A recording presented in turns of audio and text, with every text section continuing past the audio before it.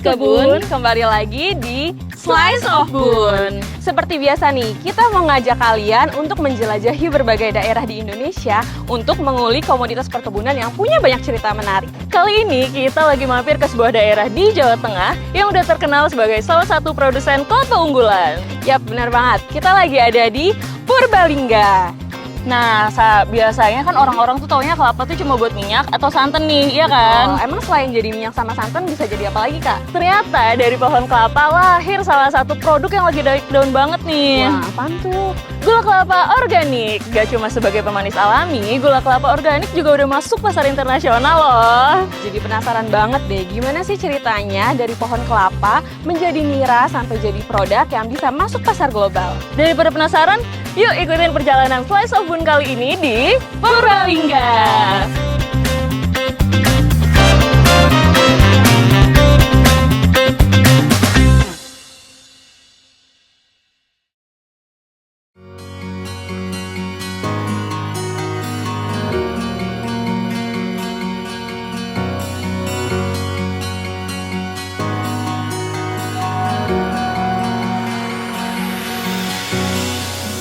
Sahabat kebun, kali ini kita mau ajak kamu melihat seperti apa sih cara petani mengumpulkan nira.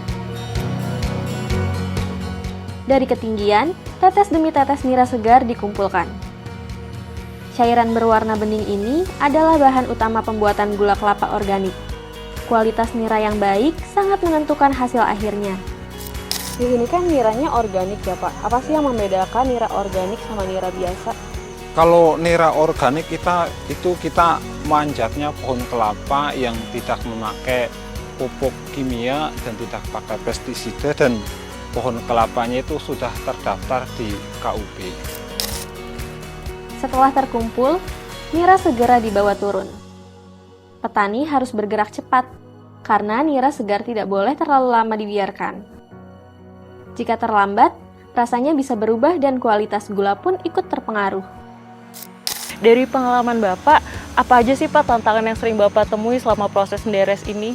Kalau proses menderes ini saya sendiri tergantung sama cuaca, Mbak. Kalau cuacanya lagi musim kemarau ya kita lancar lah, istilahnya lancar dari awal sampai selesai itu 25 pohon itu lancar-lancar saja. Tapi kalau musim hujan itu kadang-kadang ada petir, kadang-kadang ada angin, kita nggak selesai 25 pohon itu, kadang-kadang baru dapat 10 kita berhenti. Kadang-kadang kalau hujannya seharian penuh kita juga libur.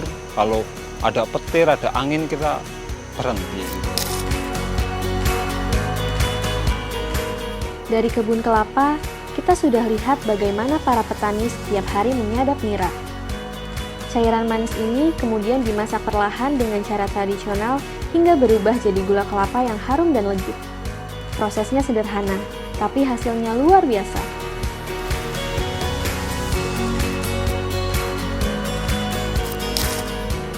Inilah tahap awal lahirnya gula kelapa organik.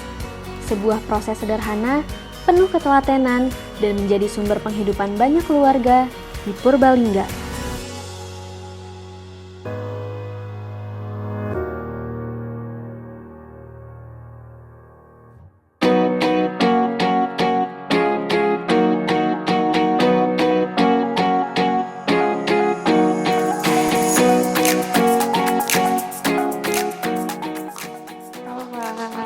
Selamat siang. Selamat siang, Mbak.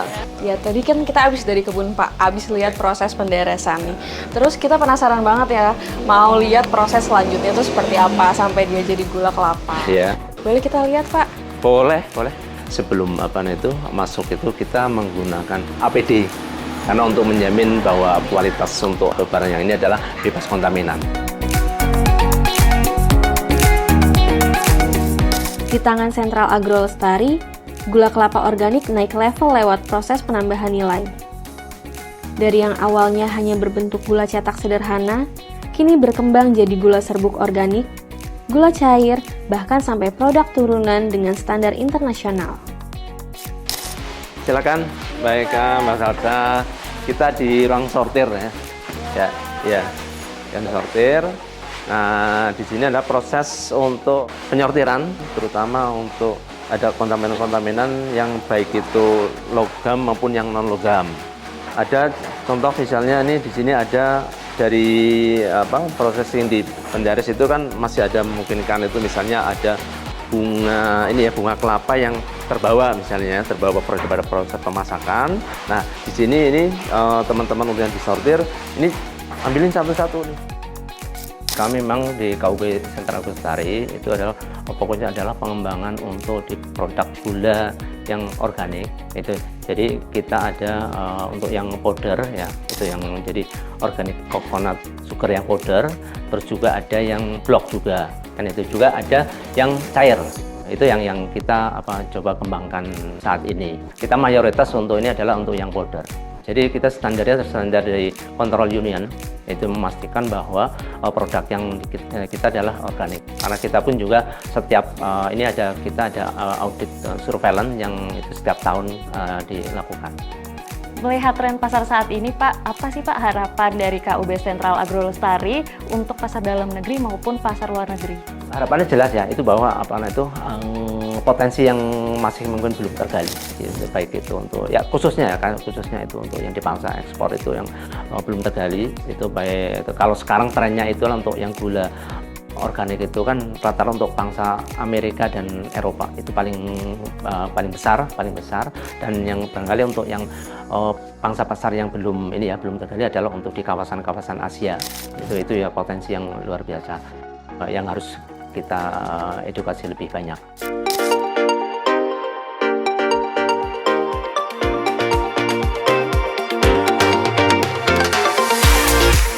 Menarik banget ya. Dari semua proses ini bisa tercipta lapangan kerja, inovasi produk, bahkan membuka peluang ekspor. Inilah alasan pentingnya untuk terus memberikan nilai tambah dalam setiap usaha kita.